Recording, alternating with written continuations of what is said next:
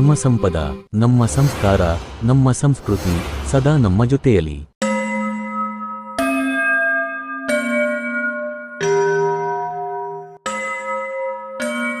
ಶ್ರಾವಣ ಮಾಸವೆಂದರೆ ಹಬ್ಬಗಳ ಮಾಸ. ಅದರಲ್ಲೂ ಪ್ರಮುಖವಾದ ಹಬ್ಬಗಳಲ್ಲಿ ಒಂದಾದ ವರಮಹಾಲಕ್ಷ್ಮಿ ಹಬ್ಬ. ನಮ್ಮ ಮನೆಯ ಹೆಣ್ಣು ಮಕ್ಕಳು ಮಹಾಲಕ್ಷ್ಮಿಯಂತೆ ಅಲಂಕಾರಗೊಂಡು ಮನೆಯ ತುಂಬ ಗೆಜ್ಜೆನಾದಗಳೊಂದಿಗೆ ಓಡಾಡಿಕೊಂಡು ಮಹಾಲಕ್ಷ್ಮಿಯನ್ನು ಶ್ರದ್ಧಾಭಕ್ತಿಯಿಂದ ಪೂಜಿಸಿದರೆ ಮಹಾಲಕ್ಷ್ಮಿ ಆ ಕುಟುಂಬಕ್ಕೆ ಒಲಿದೇ ಒಲಿಯುತ್ತಾಳೆ. ಅಷ್ಟೇ ಅಲ್ಲದೆ ಸಂಪತ್ತು, ಸಮೃದ್ಧಿ, ಆರೋಗ್ಯವನ್ನೂ ಸಹ ಕರುಣಿಸುತ್ತಾಳೆ. ಪ್ರತಿಯೊಂದು ಪೂಜೆಗೂ ಮತ್ತು ವ್ರತಕ್ಕೂ ಒಂದಲ್ಲ ಒಂದು ರೀತಿಯ ನಿಯಮ ಹಾಗೂ ಪದ್ಧತಿಗಳು ಇದ್ದೇ ಇರುತ್ತದೆ.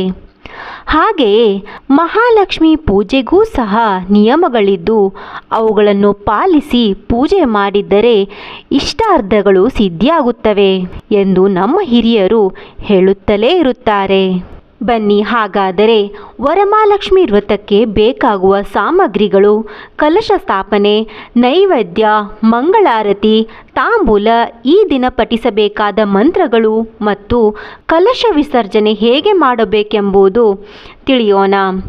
ಎಲ್ಲಕ್ಕಿಂತ ಮುಖ್ಯವಾಗಿ ಪೂಜಾ ದಿನಾಂಕ ಮತ್ತು ಸಮಯವನ್ನು ತಿಳಿಯೋಣ. ವರಮಹಾಲಕ್ಷ್ಮಿ ಹಬ್ಬದ ಆಚರಣೆ ಈ ಬಾರಿ ಅಂದರೆ 2025ರಲ್ಲಿ ಯಾವಾಗ ಆಚರಿಸಬೇಕು ಎಂದು ಸ್ವಲ್ಪ ಗೊಂದಲ ಸೃಷ್ಟಿಸಿದೆ. ಯಾಕಂದರೆ ಗೂಗಲ್ನಲ್ಲಿ ಆಗಸ್ಟ್ 8 ಅಂತ ಹೇಳುತ್ತಿದೆ. ಗೂಗಲ್ ಲೋಕದಲ್ಲಿ ಗೂಗಲನ್ನು ನಂಬುವ ಜನರು ಹೆಚ್ಚಿದ್ದಾರೆ. ಆದರೆ ಪಂಚಾಂಗದ ಪ್ರಕಾರ ಈ ಬಾರಿ ವರಮಹಾಲಕ್ಷ್ಮಿ ಹಬ್ಬವು ಆಗಸ್ಟ್ 1ರಂದು ಆಚರಿಸಲಾಗುತ್ತದೆ. ನಿಯಮದ ಪ್ರಕಾರ ಶ್ರಾವಣ ಮಾಸದ 2ನೇ ಶುಕ್ರವಾರದಂದು ವರಮಹಾಲಕ್ಷ್ಮಿ ಹಬ್ಬವನ್ನು ಆಚರಿಸಬೇಕು ಅಥವಾ ಶ್ರಾವಣ ಹುಣ್ಣಿಮೆಯ ಮುಂಚೆ ಬರುವ ಶುಕ್ರವಾರದಂದು ಆಚರಿಸಬೇಕು. ಇನ್ನೂ ವಿಸ್ತಾರವಾಗಿ ಹೇಳಬೇಕೆಂದರೆ ನಾಗರ ಅಮಾವಾಸ್ಯೆ ಅಥವಾ ಭೀಮನ ಅಮಾವಾಸ್ಯೆಯು ಜುಲೈ 24 ಗುರುವಾರದಂದು ಬಂದಿದೆ. ಮರುದಿನ ಶುಕ್ರವಾರ, ಅದು ಶ್ರಾವಣ ಮಾಸದ ಮೊದಲ ಶುಕ್ರವಾರವಾಗಿರುತ್ತದೆ. ನಂತರ ಬರುವ ಶುಕ್ರವಾರವು 2ನೇ ಶುಕ್ರವಾರವಾಗಿರುತ್ತದೆ. ಅದು ಆಗಸ್ಟ್ 1ರಂದು ಇರುವುದರಿಂದ ಆಗಸ್ಟ್ 1ರಂದು ವರಮಹಾಲಕ್ಷ್ಮಿ ವ್ರತವನ್ನು ಆಚರಿಸಬೇಕು. ಇನ್ನೂ ಸ್ಪಷ್ಟವಾಗಿ ಹೇಳಬೇಕೆಂದರೆ ಶ್ರಾವಣ ಹುಣ್ಣಿಮೆಯು ಆಗಸ್ಟ್ 8ರಂದು ಶುಕ್ರವಾರ ಮಧ್ಯಾಹ್ನ ಪ್ರಾರಂಭವಾಗುತ್ತದೆ. ಹಾಗಾಗಿ ಆಗಸ್ಟ್ 8ರಂದು ಬರುವ ಶುಕ್ರವಾರವನ್ನು ವರಮಹಾಲಕ್ಷ್ಮಿ ವ್ರತಕ್ಕೆ ಉತ್ತಮವಾಗಿಲ್ಲ ಎಂದು ಹೇಳಲಾಗುತ್ತದೆ. ವರಮಹಾಲಕ್ಷ್ಮಿ ಪೂಜೆ ಮಾಡೋ ಸಡಗರದಲ್ಲಿ ಕೆಲವೊಮ್ಮೆ ಪೂಜಾ ಸಾಮಗ್ರಿಗಳನ್ನು ಮರೆಯುವ ಸಾಧ್ಯತೆ ಇರುತ್ತದೆ. ಅಂಥವರಿಗೆ ಒಂದಿಷ್ಟು ಪೂಜೆಗೆ ಬೇಕಾಗುವ ಸಾಮಗ್ರಿಗಳ ಪಟ್ಟಿ ಇಲ್ಲಿದೆ. ಸಿಪ್ಪೆ ಸಹಿತವಾದ 3 ತೆಂಗಿನಕಾಯಿಗಳು, ಕಳಶ, ಮನೆ ಅಥವಾ ಮಂಟಪ, ಆರತಿ ತಟ್ಟೆ, ಸೀರೆ, ರವಿಕೆ ಬಟ್ಟೆ, ನಂದಾದೀಪ, ದೀಪದ ಕಂಬ, ತುಪ್ಪ, ಎಣ್ಣೆ, ದೀಪಕ್ಕೆ ಹಾಕುವ ಬತ್ತಿ, ಅಲಂಕಾರ ಮಾಡಲು ಬೇಕಾಗುವ ಚಿನ್ನ, ಬೆಳ್ಳಿಯ ಆಭರಣಗಳು, ಹಸಿರು ಮತ್ತು ಕೆಂಪು ಗಾಜಿನ ಬಳೆಗಳು, ದೇವರ ಮುಖ, ಪಂಚಪಾತ್ರೆ, ಅಗ್ರಪಾತ್ರೆ, ನೀರು, ಗಂಟೆ, ಉದ್ದರಣೆ, ಪೂಜಾ ವಿಧಾನ ಇರುವ ಪುಸ್ತಕ, ಅರಿಶಿನ ಕುಂಕುಮ, ಮಂತ್ರಾಕ್ಷತೆ, ಶ್ರೀಗಂಧ, ಊದಿನ ಕಡ್ಡಿ, ಕರ್ಪೂರ, ಹೂವು, ಕಮಲದ ಹೂವು, ಗೆಜ್ಜೆ ವಸ್ತ್ರ, ಮಂಗಳಾರತಿ ಬತ್ತಿ, ಧೂಪ ಮತ್ತು ಪಂಚಾಮೃತ ಮಾಡಲು ಹಾಲು, ಮೊಸರು, ಸಕ್ಕರೆ, ತುಪ್ಪ, ಜೇನುತುಪ್ಪ ಮತ್ತು ಹೂವುಗಳಲ್ಲಿ ಸಂಪಿಗೆ ಹೂವು, ಕಮಲದ ಹೂವು, ಸೇವಂತಿಗೆ ಹೂವು, ವೀಳ್ಯದೆಲೆ, ಅಡಿಕೆ, ಬಾಳೆಹಣ್ಣು. ಅಷ್ಟೇ ಅಲ್ಲದೆ ಹಣ್ಣುಗಳಲ್ಲಿ ಸೇಬು, ಸೀತಾಫಲ, ದ್ರಾಕ್ಷಿ, ಸಪೋಟ, ಮೋಸಂಬಿ, ಕಿತ್ತಳೆ ಇತ್ಯಾದಿಗಳನ್ನು, ಒಟ್ಟಿನಲ್ಲಿ 5 ರೀತಿಯ ಹಣ್ಣುಗಳನ್ನು ಪೂಜೆಗೆ ಇಡಬೇಕು. ಇನ್ನು ನೈವೇದ್ಯಕ್ಕಾಗಿ ಪಾಯಸ, ಸಿಹಿ ಅನ್ನ, ಕೋಸಂಬರಿ, ಒಬ್ಬಟ್ಟು, ಇನ್ನೂ ಹಲವು ರೀತಿಯ ಭಕ್ಷ್ಯಗಳನ್ನೂ ಸಹ ಇಡಬಹುದು. ಈ ಸಾಮಗ್ರಿಗಳಲ್ಲಿ ನೈವೇದ್ಯವೊಂದನ್ನು ಬಿಟ್ಟು ಇನ್ನುಳಿದಗಳನ್ನು ಒಂದು ದಿನ ಮುಂಚಿತವಾಗಿಯೇ ತಂದಿಟ್ಟುಕೊಳ್ಳಿ. ಅದೇ ರೀತಿಯಾಗಿ 2 ದಿನಗಳ ಮುಂಚೆ ಮನೆಯನ್ನು ಸ್ವಚ್ಛಗೊಳಿಸಿ. ಅಂದರೆ ಮನೆಯ ಮೂಲೆ ಮೂಲೆಗಳಲ್ಲೂ ಇರುವ ಜೇಡರಬಲೆ, ಧೂಳು, ಕಸ ಎಲ್ಲವನ್ನೂ ಶುದ್ಧಗೊಳಿಸಿ. ಯಾವುದೇ ತರಹದ ಮೈಲಿಗೆ ಬಟ್ಟೆಯನ್ನು ಇಡಬೇಡಿ. ಅವುಗಳನ್ನೂ ಸಹ ಶುಚಿಗೊಳಿಸಿ. ದೇವರ ಕೋಣೆ ಮತ್ತು ದೇವರ ಪಾತ್ರೆಗಳನ್ನೂ ಸಹ ತೊಳೆದು ಶುದ್ಧವಾಗಿಸಿಕೊಳ್ಳಿ. ವರಮಹಾಲಕ್ಷ್ಮಿ ಹಬ್ಬಕ್ಕೆ ಶುದ್ಧೀಕರಣದ ಅಗತ್ಯವಿದೆ. ಏಕೆಂದರೆ ಲಕ್ಷ್ಮೀ ದೇವಿಯು ಶುಚಿ ಇರುವ ಸ್ಥಳಕ್ಕೆ ಮಾತ್ರ ಬರಲು ಇಚ್ಛಿಸುತ್ತಾಳೆ. ಆದರೆ ಯಾವುದೇ ಕಾರಣಕ್ಕೂ ರಂಗೋಲಿಯನ್ನು ಮುಂಚಿತವಾಗಿ ಹಾಕಬೇಡಿ. ಹಬ್ಬದ ದಿನ ಬೇಗ ಎದ್ದು ಅಂಗಳವನ್ನು ಶುದ್ಧಗೊಳಿಸಿ ಸುಂದರವಾದ ರಂಗೋಲಿಯನ್ನು ಹಾಕಿ.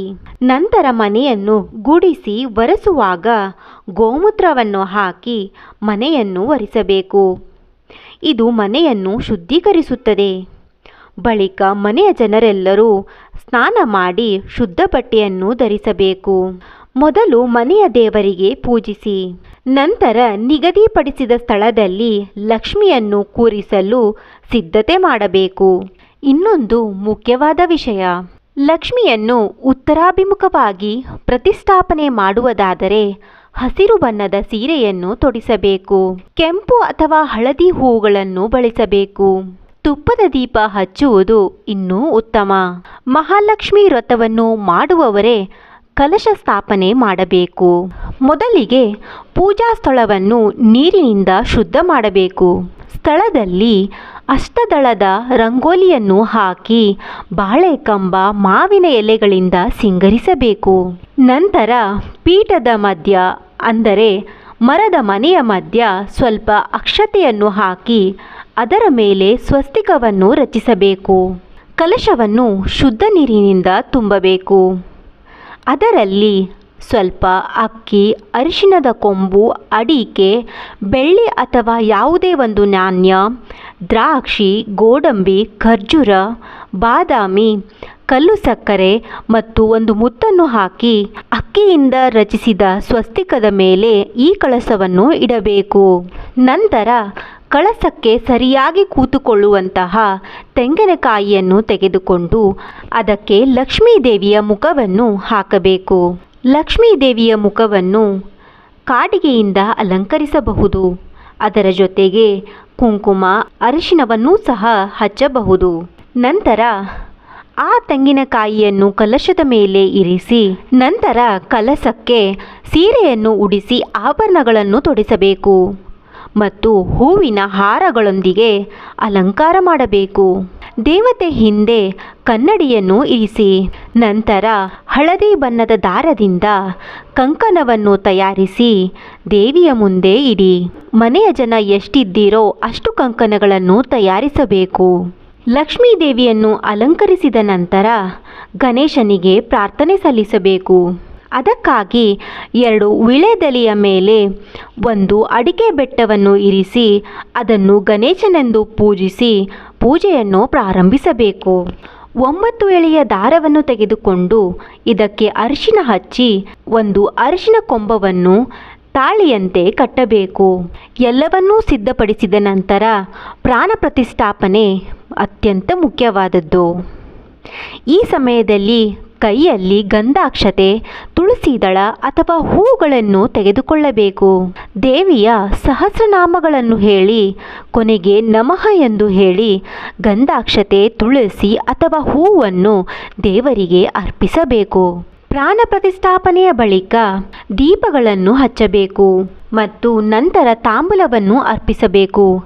ತಾಂಬೂಲದಲ್ಲಿ 2 ವೀಳ್ಯದೆಲೆ, ಅಡಿಕೆ ಬೊಟ್ಟು, ಒಂದು ಅರಿಶಿಣ ಕೊಂಬು, ಬೆಸ ಸಂಖ್ಯೆಯಲ್ಲಿರುವ ಬಾಳೆಹಣ್ಣುಗಳನ್ನು ಅಂದರೆ 5, 9, 7 ಈ ತರಹದ ಬಾಳೆಹಣ್ಣುಗಳನ್ನು ತಾಂಬೂಲದಲ್ಲಿ ಇರಿಸಬೇಕು. ಇದನ್ನು ದೇವರ ಮುಂದೆ ಇಡಬೇಕು.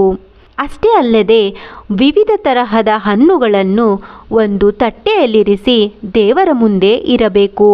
ಇದಾದ ನಂತರ ಧೂಪ, ದೀಪ ಮತ್ತು ತುಪ್ಪದ ದೀಪಗಳನ್ನು ಸಹ ಹಚ್ಚಬೇಕು. ಅದರ ಜೊತೆಗೆ ಆರತಿ ತಟ್ಟೆಯನ್ನು ಸಹ ಅಲಂಕರಿಸಿ ಸಿದ್ಧಗೊಳಿಸಬೇಕು. ಮಹಾಲಕ್ಷ್ಮಿ ವ್ರತ ಮಾಡುವ ಮಹಿಳೆ ಆರತಿಯ ತಟ್ಟೆಯನ್ನು ಹಿಡಿದುಕೊಂಡು ದೇವಿಗೆ ಸಮರ್ಪಿತವಾದ ಲಕ್ಷ್ಮೀ ಅಷ್ಟಕವನ್ನು ಹೇಳುತ್ತಾ ಆರತಿ ಬೆಳಗಬೇಕು. ನಂತರ ದೇವಿಗೆ ನೈವೇದ್ಯವನ್ನು ಅರ್ಪಿಸಬೇಕು. ಆ ಸಮಯದಲ್ಲಿ ಇನ್ನುಳಿದ 2 ಕಾಯಿಗಳನ್ನು ಒಡೆದು ದೇವಿಯ ಮುಂದೆ ಇರಿಸಬೇಕು. ನಂತರ ದೇವಿಯ ಮುಂದೆ ಇರುವ ಕಂಕಣಗಳನ್ನು ತೆಗೆದುಕೊಂಡು ಮನೆಯಲ್ಲಿರುವ ಎಲ್ಲರಿಗೂ ಕಂಕಣವನ್ನು ಕಟ್ಟಬೇಕು. ಎಲ್ಲರೂ ಕುಳಿತು ಮಹಾಲಕ್ಷ್ಮಿ ಸಹಸ್ರನಾಮವನ್ನು ಜಪಿಸಬೇಕು. ವರಮಹಾಲಕ್ಷ್ಮಿ ವ್ರತವನ್ನು ಮಾಡುವ ಮಹಿಳೆ ಪೂಜೆ ಮುಗಿದ ನಂತರ ವರಮಹಾಲಕ್ಷ್ಮಿ ವ್ರತದ ಕಥೆಯನ್ನು ಓದಬೇಕು ಅಥವಾ ಕೇಳಬೇಕು. ವರಮಹಾಲಕ್ಷ್ಮಿ ವ್ರತದ ಪೂಜೆಯ ವಿಧಿವಿಧಾನಗಳನ್ನು ಶುಕ್ರವಾರ 10 ಗಂಟೆ ಒಳಗಡೆ ಮುಗಿಸಿಕೊಳ್ಳಬೇಕು. ನಂತರ ರಾಹುಕಾಲ ಪ್ರಾರಂಭವಾಗುವುದರಿಂದ ಅಷ್ಟೊಂದು ಉತ್ತಮವಲ್ಲ. ಈ ರೀತಿ ಮಾಡುವುದರಿಂದ ಲಕ್ಷ್ಮೀ ಪೂಜೆಯ ಪೂರ್ಣ ಫಲ ಪ್ರಾಪ್ತಿಯಾಗುತ್ತದೆ. ಸಾಯಂಕಾಲ ದೀಪ ಹಚ್ಚಿದ ನಂತರ ದೇವಿಗೆ ಮೊಸರನ್ನವನ್ನು ನೈವೇದ್ಯವಾಗಿರಿಸಬೇಕು. ಇದನ್ನು ಉತ್ತರಿ ಪೂಜೆ ಎಂದು ಕರೆಯಲಾಗುತ್ತದೆ. ನಂತರ 5 ಮುತ್ತೈದೆಯರನ್ನು ಕರೆದು ಅವರಿಗೆ ಉಡಿಯನ್ನು ತುಂಬಬೇಕು. ಕಲಶ ವಿಸರ್ಜನೆಯನ್ನು ಮರುದಿನ ಬೆಳಿಗ್ಗೆ ಮಾಡಬೇಕು. ಸ್ನಾನ ಮುಗಿಸಿಕೊಂಡು ಲಕ್ಷ್ಮೀ ದೇವಿಗೆ ನಮಸ್ಕರಿಸಿ ಕಳಶದಲ್ಲಿರುವ ನೀರನ್ನು ಮನೆಯ ಎಲ್ಲ ದಿಕ್ಕಿನಲ್ಲಿ ಸಿಂಪಡಿಸಬೇಕು. ನಂತರ ಆ ನೀರನ್ನು ತೆಗೆದುಕೊಂಡು ಹೋಗಿ ಪವಿತ್ರವಾದ ಗಿಡದ ಕೆಳಗೆ ಹಾಕಬೇಕು. ಕಳಸಕ್ಕೆ ಬಳಸಿದ ಕಾಯಿಯನ್ನು ಒಡೆದು ಸಿಹಿ ತಿಂಡಿಯನ್ನು ಮಾಡಿ 5 ಜನರಿಗೆ ಕೊಡಿ. ಪೂಜೆಯ ಎಲ್ಲ ತ್ಯಾಜ್ಯ ವಸ್ತುಗಳನ್ನು ಎಲ್ಲೆಂದರಲ್ಲೇ ಬೀಸಾಡದೆ ನದಿಯ ದಡದಲ್ಲಿ ಇಡಬೇಕು. ಇದು ಸಾಧ್ಯವಾಗದಿದ್ದರೆ ನಿರ್ಜನ ಪ್ರದೇಶಕ್ಕೆ ಹೋಗಿ ಪೂಜೆಯ ಎಲ್ಲ ತ್ಯಾಜ್ಯ ವಸ್ತುಗಳನ್ನು ಮಣ್ಣಿನಲ್ಲಿ ಹುಗಿಯಿರಿ. ಎಲ್ಲೆಂದರಲ್ಲಿ ಬೀಸಾಡಿದರೆ ದೋಷ ಉಂಟಾಗುತ್ತದೆ. ಪೂಜೆ ಮಾಡುವುದು ಎಷ್ಟು ಮುಖ್ಯವೋ ನಂತರವಿರುವ ಪದ್ಧತಿಗಳನ್ನೂ ಸಹ ಅನುಸರಿಸುವುದು ಅಷ್ಟೇ ಮುಖ್ಯ. ಈ ವಿಡಿಯೋ ಇಷ್ಟವಾದಲ್ಲಿ ಲೈಕ್ ಮಾಡಿ, ಕಮೆಂಟ್ ಮಾಡಿ, ಶೇರ್ ಮಾಡಿ. ಇನ್ನಷ್ಟು ಮಾಹಿತಿಗಳಿಗಾಗಿ ಸಬ್ಸ್ಕ್ರೈಬ್ ಮಾಡಿ. ಧನ್ಯವಾದಗಳು.